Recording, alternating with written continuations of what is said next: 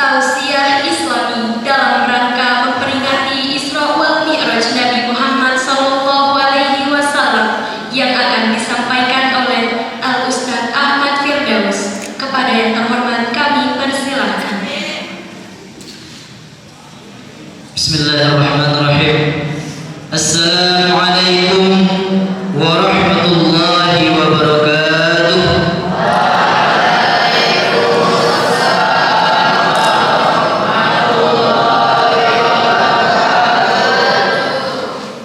Innal hamdalillah nahmaduhu wa nasta'inuhu wa nastaghfiruh wa na'udzu billahi min shururi anfusina wa min sayyiati a'malina may yahdihillahu fala mudilla lahu wa may yudlil fala hadiya lahu.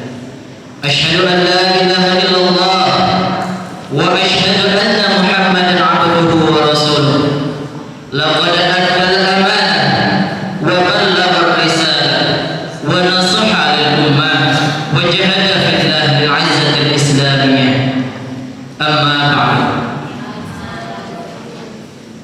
Bersyukur kita kepada Allah Subhanahu wa taala. Alhamdulillahirabbil alamin. Sampai malam yang berbahagia ini Allah masih berikan nikmat iman dan Islam. Allah masih berikan nikmat sehat di badan ini. Berapa banyak orang yang diberikan kemampuan sehat di badannya, tapi tanpa ada iman di hatinya, tidak mau untuk menjalankan perintah Allah. Ketika datang panggilan Allah tidak mau mendirikan sholat, padahal dia sehat. Tapi berapa banyak pula orang yang diberikan oleh Allah keinginan untuk mengerjakan perintah Allah, pengen rasanya sholat, pengen rasanya berpuasa, tapi Allah uji dengan penyakit. Pengen rasanya sholat dengan sempurna berdiri, lumpuh.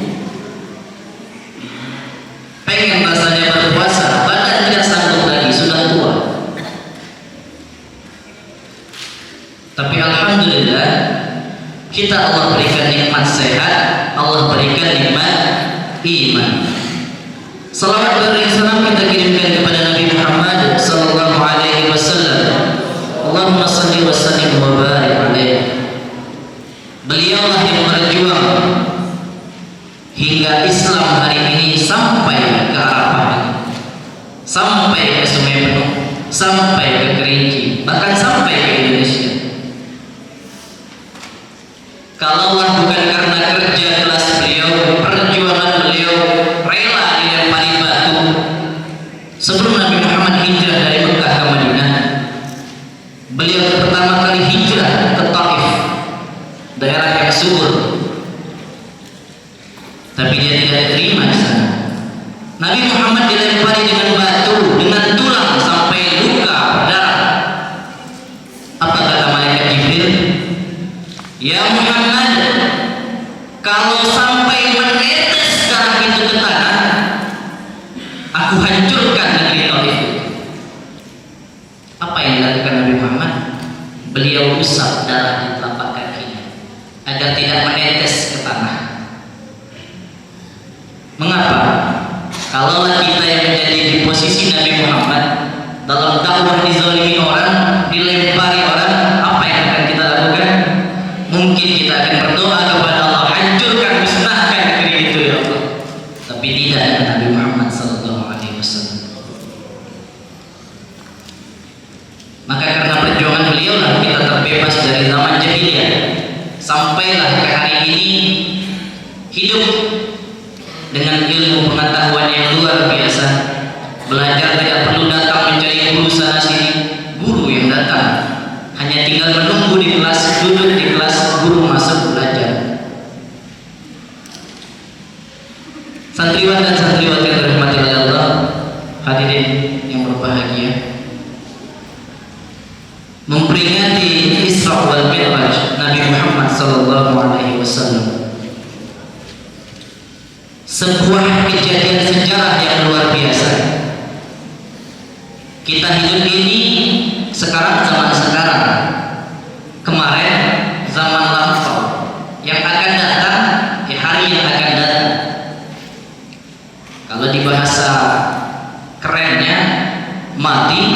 hadir mustaqbal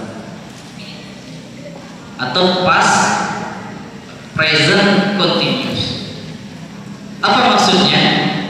Kita hari ini hidup di masa sekarang harus belajar dari sejarah atau belajar dari masa lalu. Untuk apa? Memperbaiki kehidupan sekarang untuk lebih baik dan merencanakan kehidupan yang akan datang lebih baik lagi. Maka kita lihat bagaimana peristiwa Isra wal Mi'raj Nabi Muhammad SAW. Di dalam Al-Quran kata Allah, A'udzu billahi minasyaitonir rajim. Subhanallazi asra bi 'abdihi lailan minal masjidil haram ilal masjidil aqsa. Kalau kita lihat ayat itu, kita kutip berkata, kita kupas berkata, Subhanallazi, ada yang tersembunyi di situ, atau yang kita kenal dalam bahasa keren lafzul jalal. Asalnya apa? Subhanallahul ladzi, atau dalam bahasa kita Maha Suci Allah. Kalau kita lihat penjelasan sejarah, cerita sejarah di dalam Al-Quran, ketika penciptaan Nabi Adam, Allah tidak mulai dengan kalimat tasbih. Ketika Fir'aun ditenggelamkan di Laut Merah, Allah tidak mulai dengan kalimat tasbih. Tetapi ketika Allah menceritakan tentang Isra wal Mi'raj, Allah mulai dengan kalimat tasbih. Allah menjamin dengan nama baiknya, dengan kesuciannya, bahwa betul Isra wal Mi'raj itu terjadi secara hakiki. Subhanalladzi asra, asal katanya sar, berjalan. Asra, memperjalankan. Artinya apa? Kalau berjalan berarti kita atau Nabi Muhammad di situ. Kalau bahasanya berjalan berarti Nabi Muhammad itu aktif. Tapi di ayat itu disebutkan asra, diperjalankan, artinya Nabi Muhammad pasif. Yang memperjalankan Nabi Muhammad Isra wal Mi'raj itu Allah Subhanahu wa taala. Mengapa demikian? Kalaulah Isra wal Mi'raj itu dilakukan Nabi Muhammad secara aktif, artinya beliau berjalan dengan sendirinya dari Masjidil Haram ke Masjidil Aqsa, lalu naik ke Sidratul Muntaha menghadap Allah di arsy-Nya, maka melalui akal pikiran kita tidak mungkin. Sekarang kita ambil contoh. Ustadz mau pergi ke kampus di Sungai Liu. Ustadz pakailah jaket. Di saku jaket itu, di sini pas pakai jaket ada seekor semut. Berangkat Ustadz ke kampus jam 8 pagi, pulang ke sini jam 10. Setelah Ustadz gantungkan jaket itu, keluar semutnya. Lalu semut itu bercerita kepada kawanan semut, kawanan semut, saya dari Sungai Liu, lalu sudah balik lagi ke sini. Kapan kamu berangkat? Jam 8 tadi, nyampe di sini jam 10. Apa kata teman-teman semut? Gila kan? Mana mungkin, badanmu kan kecil, kakimu pendek, jalanmu lambat. Masa sejauh itu hanya ditempuh dalam waktu 2 jam pulang pergi? Tidak mungkin melalui akal pikiran semut. Tapi kan kawanan semut tidak tahu bahwa semut itu nebeng sama ustadz yang berangkat ke kampus. Artinya apa? Ketika Isra wal Mi'raj ini, perjalanan Nabi Muhammad ini, kita pakai dengan logika manusia, tidak akan mungkin. Tapi kejadian ini adalah logikanya Allah yang dipakai. Allah Maha Kuasa, Dia mau, kenapa tidak? Kemudian apa lagi kata selanjutnya? Bi'abdihi. Dikatakan di situ abdul, atau dalam bahasa kita artinya hamba. Yang namanya abdun itu jasad sama ruh, atau jasad saja atau ruhnya saja. Ada orang yang berpikir, oh mungkin hanya ruhnya saja, seperti mimpi saja. Tapi di ayat itu Allah menjelaskan bi'abdi, bahwa dengan abdunnya, hambanya. Artinya kapan manusia disebut sebagai hamba? Ada ruh di dalam jasad disebut hamba. Kalau jasad saja tidak ada ruh disebut mayyit. Kalau ruh saja nggak ada jasadnya, ya mungkin kalau jalan dibilang orang setan gentayangan kan? Maka di ayat itu disebutkan bi'abdi. Artinya Nabi Muhammad ia berjalan, dilakukan perjalanan, diperjalankan oleh Allah dengan jasad beserta ruhnya. Lalu apa lagi? Abdul. Siapa yang mengatakan di situ? Allah Subhanahu wa taala. Allah mengatakan hambanya di situ. Ustaz, kita kan juga hamba Allah. Itu kan kata kita. Apakah Allah anggap kita hambanya Allah? Sama seperti ini. Kamu kenal dengan Presiden Jokowi? Kenal Ustaz? Pertanyaannya, apakah Presiden Jokowi kenal dengan kamu? Belum tentu. Tapi Allah mengatakan bi'abdi. Jadi hamba. Itu pengakuan, bukan pengakuan. Kalau pengakuan kita sebut kita hambanya Allah, itu pengakuan. Tapi ini Allah yang mengatakan, berarti kepastian.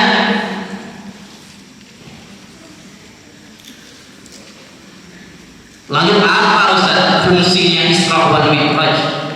Untuk apa diperjalankan Nabi Muhammad dari Mekah ke Madinah, naik ke Sidratul Muntaha, menghadap kepada Allah? Apa fungsinya? Maka di ayat itu disebutkan linuriyahu, untuk memberitahu, untuk menyampaikan min ayatina, tentang tanda-tanda kekuasaan Allah. Hadirin yang dirahmati oleh Allah, Nabi Muhammad dilakukan di Isra Mi'rajkan, diperjalankan. Setelah menghadap Allah juga dibawa untuk keliling ke neraka, ke surga. Apa yang dilihat oleh Nabi Muhammad? Berangkat Nabi Muhammad ke neraka, nampak orang sedang mencakar-cakar mukanya sendiri, menyakiti dirinya sendiri. Ditanya kepada malaikat Jibril, kenapa dia melakukan itu? Apa kata malaikat Jibril? Itulah orang yang hobi menyakiti saudaranya sendiri, suka menyakiti temannya sendiri. Mengapa? Karena seorang muslim dengan muslim lainnya, orang beriman dengan beriman lainnya, kama saja jasad, seperti satu jasad. Bagaimana satu jasad? Kalau kamu keluar, kalau kita turun dari masjid, tersandung dengan batu, kaki yang tersandung, mulut yang bilang aduh, tangan yang mengusap karena sakit, seluruh badan anggota tubuh merasakan sakitnya. Maka seharusnya seperti itulah antara orang beriman satu dengan beriman lainnya. Kalau satu tersakiti, seharusnya kita juga merasa tersakiti. Makanya jangan saling menyakiti. Maka bagi orang yang hobi menyakiti saudaranya sendiri, diumpamakan dengan mencakar-cakar dirinya sendiri. Kemudian ada orang yang menggaji lidahnya sendiri, memotong lidahnya sendiri, putus tumbuh lagi, potong tumbuh lagi. Siapa dia? Orang yang hobi mengata-ngatai temannya, hobi memfitnah sana sini, menyampaikan aib orang lain. Maka santriwan dan santriwati berbahagia, berhenti dan jangan terbiasa dengan fitnah, jangan terbiasa dengan menyampaikan, membuka aib orang lain. Begitulah kurang lebihnya tanda-tanda kekuasaan Allah, dan banyak tanda-tanda lain. Lalu apa selanjutnya? paling utama adalah Isra wal Mi'raj menjadi awal perintah diwajibkannya sholat 5 waktu. Yang awalnya diminta 50 rakaat lalu diminta kurang sampailah ke 5 waktu. Ketika Nabi Musa menyuruh minta kurang lagi, kata Nabi Muhammad, saya sudah malu, kata Nabi Muhammad. Maka cukup 5 waktu itu sehari semalam. Coba kita pikirkan, ketika Allah mewajibkan puasa, ayat saja turun. Ya ayyuhalladzina amanu kutiba alaikumusiyam. Ayat saja yang turun. Ketika Allah perintahkan haji, ayat saja yang turun. Ketika Allah perintah zakat, ayat saja yang turun. Ketika Allah perintahkan sholat, Nabi Muhammad langsung menghadap kepada Allah Subhanahu wa taala. Luar biasa. Ada apa dengan sholat? Kenapa sholat? Kenapa tidak ibadah yang lainnya? Ketika kita sholat, berdiri sejajar, entah presiden, entah gubernur, entah camat, entah kades, entah kiai, entah petani, apapun pangkatnya, apapun jabatannya, sekaya apapun kita, ketika bertakbir Allahu Akbar, Allah Maha Besar. Artinya pangkat, jabatan, harta tinggal Allah yang luar biasa, Allah yang Maha Besar.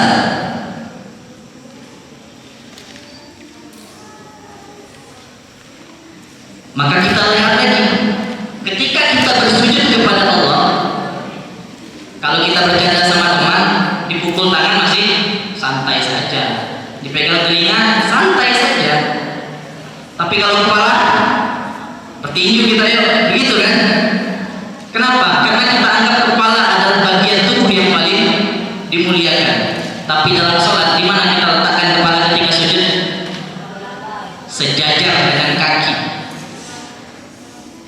Bagian tubuh yang kita anggap mulia sejajar dengan kaki. Bersujud kepada siapa? Kepada Allah Subhanahu wa taala. Apa fungsi sujud? Belajar untuk tawadhu, rendah hati. Mengapa rendah hati? Ya tadi, kepala kita anggap mulia, kita letakkan di bawah. Pangkat jabatan gak penting. Dalam sholat ya sujud kepada Allah. Mengapa? Karena kita hambanya Allah. Di situ kita belajar untuk tawadhu atau rendah hati. Lawannya apa? Sombong. Rendah hati berarti jangan sombong. Setan saja ketika tinggal di surga, setan pernah tinggal di surga? Ketika setan tinggal di surga, diperintahkan sujud kepada Allah, dia mau. Lalu Allah perintahkan dia bersujud kepada Adam. Apa kata setan? Ya Allah, saya ini kan terbuat dari api, Adam terbuat dari tanah. Zatnya api lebih mulia daripada tanah, maka dia tidak mau bersujud. Apa kata Allah? Setan, kamu sombong, pergi kamu dari surga. Maka keluar setan dari surga. Setan yang pernah tinggal di surga saja diusir dari surga karena sombong. Lah kita belum pernah tinggal di surga. Dunia belum jelas, mati belum tahu husnul khatimah atau su'ul khatimah, surga atau neraka belum jelas, tapi sombong. Maka sholat mengajarkan kita untuk tidak sombong. Jangan sombong. Belajar dari sejarah bagaimana dijelaskan dalam Al-Quran orang-orang yang sombong nyatanya mati juga. Tahu Namrus? Kenal sama Raja Namrus? Raja yang diberikan kekuasaan, Allah berikan jabatan, Allah berikan kekuasaan, orang tunduk patuh kepadanya. Apa yang dia inginkan dapat. Sampai akhirnya dia lupa diri, timbul kesombongan di dalam hatinya. Apa kata Namrus? Ketika datang Nabi menyampaikan dakwah, apa jawab beliau? Ar-Rabbun ghairi, adakah Tuhan selain aku? dengan kesombongan yang membuat Allah murka. Allah matikan dia dengan makhluk yang kita anggap hina. Tahu nyamuk yang kita pukuli, mungkin 1 menit kita bisa pukul 10 sampai 20 ekor nyamuk. Nyamuk yang kecil itu masuk dari hidungnya Namrus, terus ke batang hidungnya, naik ke otaknya. Nyamuk itu gigit otaknya. Apa yang dilakukan Namrus? Saking sakitnya dia hentakkan kepalanya ke dinding, dia pukul kepalanya sampai mati. Raja yang tadi katanya berkuasa, merasa dirinya adalah Tuhan, mati karena hewan kecil yang namanya nyamuk. Setelah Namrus siapa lagi? Lihat lagi Fir'aun. Tahu Fir'aun? Kenal? Fir'aun itu raja yang lupa dirinya. Dengan kekuasaannya di dalam mimpi dia takut mendapat ada orang, mungkin anak kecil yang lahir, yang akan mengambil kekuasaannya, mengambil mahkota dari kepalanya. Apa yang dia lakukan? Dia perintahkan semua pasukannya untuk membunuh setiap bayi laki-laki yang lahir. Di dalam Al-Quran disebutkan yuzabbihuna abna'akum. Kalau zabah itu disembelih, biasa seperti sapi dijatuhkan dengan baik, kemudian disembelih, itu zabah. Ada lagi nahar. Nahar itu onta. Pernah lihat orang yang beli onta? Onta disembelih tidak dijatuhkan, tetap berdiri, ditikam, itu nahar. Tapi zabah dia dijatuhkan dengan kasar lalu disembelih, digorok, itu zabah. Di dalam Al-Quran Allah katakan yuzabbihuna abna'akum. Mereka jatuhkan bayi laki-laki itu lalu disembelih di depan ibunya. Kejamnya Fir'aun. Sampai dia lupa dirinya. Apa kata Fir'aun dengan sombongnya? Ana rabbukumul a'la. Aku adalah Tuhan kalian yang paling tinggi. Mana Fir'aun sekarang? Mati tenggelam di laut merah. Orang-orang yang sombong nyatanya musnah. Lalu apa yang mau kita sombongkan? Makanya dalam sholat, ketika kita bersujud, apa yang Allah inginkan ketika kita bersujud? Jangan sombong. Maka hadirin yang dirahmati oleh Allah, begitu luar biasanya kejadian Isra wal Mi'raj ini. Apa yang dapat kita ambil dari kejadian peristiwa luar biasa ini? Isra wal Mi'raj ini keinginan Allah atau keinginan Nabi Muhammad? Allah yang ingin atau Nabi Muhammad? Allah yang inginkan. Makanya dia bisa terjadi di luar batas akal manusia. Karena dia Rabbaniyah, kejadiannya Rabbaniyah, keinginan Allah, tidak bisa masuk di akal manusia. Banyak kejadian Rabbaniyah, banyak.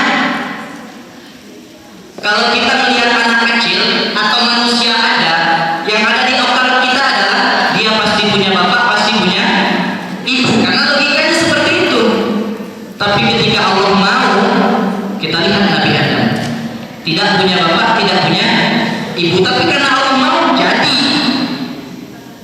Lihat Nabi Isa, ada ibunya, bapak tidak ada, tapi Allah mau jadi. Lihat lagi peristiwa ketika Nabi Ibrahim alaihissalam akan dibakar oleh Namrus. Ketika akan dibakar, api itu hakikatnya apa di mata kita? Panas, tapi di mata Allah tidak. Api itu ya sesuai dengan keinginannya Allah. Maka ketika Nabi Ibrahim akan jatuh ke dalam api, apa kata Allah? Ya nar kuni bardan. Wahai api, jadilah dingin. Maka Nabi Ibrahim kedinginan di dalam api. Seandainya tidak Allah lanjutkan perintah itu, wassalaman, mungkin Nabi Ibrahim mati kedinginan di dalam api. Kalau kita pikirkan dengan akal kita bertentangan. Api yang seharusnya panas malah Nabi Ibrahim kedinginan. tapi di mata Allah berbeda. Dan jangan kamu pikir, oh mungkin karena bacaan itu tadi itu, lalu kamu mau coba-coba baca doa itu, baca ayat itu, ya nar kuni bardan wa salaman alayya, lalu kamu masuk ke dalam api, maka insya Allah masak. Kenapa? Ya karena itu kejadian itu kebetulan memang Allah yang inginkan. Maka hadirin yang dirahmati oleh Allah, kalau kita mau keinginan kita dikabulkan oleh Allah, maka berkeinginanlah seperti apa yang diinginkan Allah. Apa yang Allah inginkan pastinya sesuatu yang baik.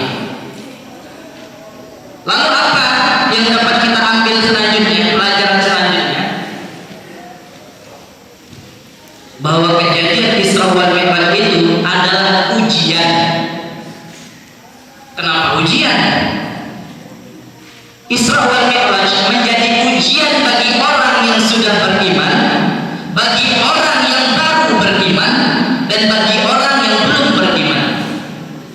Pada masa Nabi Muhammad SAW ketika Isra wal Mi'raj itu diceritakan, banyak sahabat, ada sahabat yang keimanannya belum kuat, akhirnya karena tidak yakin dengan kejadian itu keluar dari agama Islam, kembali ke agama sebelumnya. Ada juga sahabat yang kuat imannya, semakin kuatlah keimanan. Salah satunya adalah Abu Bakar. Abu Bakar dijuluki As-Siddiq. Mengapa? Ketika diceritakan kepada Abu Bakar, wahai Abu Bakar, sahabatmu itu sudah gila. Masa dia katakan dia berangkat dari Masjidil Haram ke Masjidil Aqsa di Palestina, lalu naik ke Sidratul Muntaha menghadap Allah di Arsy. Kejadian itu hanya ditempuh dalam 1/3 malam. Logika manusia tidak mungkin. Tapi apa kata Abu Bakar? Kalau memang itu Muhammad yang katakan, saya percaya. Bahkan lebih dari itu pun saya pasti akan percaya. Maka As-Siddiq gelarnya. Kemudian apa lagi? Isra wal Mi'raj menjadi awal mula perintah salat wajib 5 waktu. Maka kewajiban salat 5 waktu harus dikerjakan. Ustaz, saya masih buat dosa salat. Saya masih belum menutup aurat salat. Saya masih mencuri salat. Saya masih berzina salat. Mengapa? Salat yang akan memperbaiki diri kita. Inna sholata tanha 'anil fahsya'i wal munkar.